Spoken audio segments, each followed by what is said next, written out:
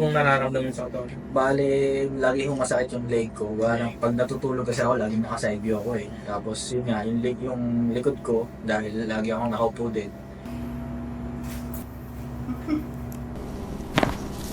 Yun. Baliktad. Okay lang, sir?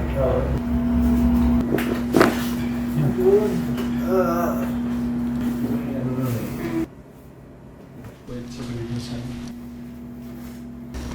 Yun.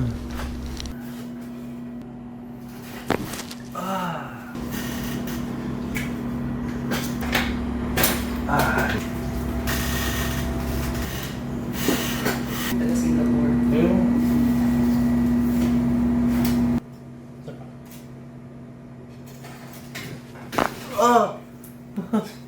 Relax.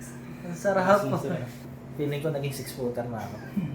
Masarap nakuha yung mga lahat nung masasakit sa akin na palagutok niya. Kaya parang na-release lahat. Hello po mga kalagotok.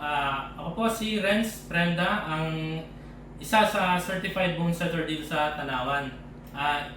Kung gusto niyo lang pong magpa-book o magpa-reserve, PM lang po kayo sa aming Facebook page. Maraming salamat po.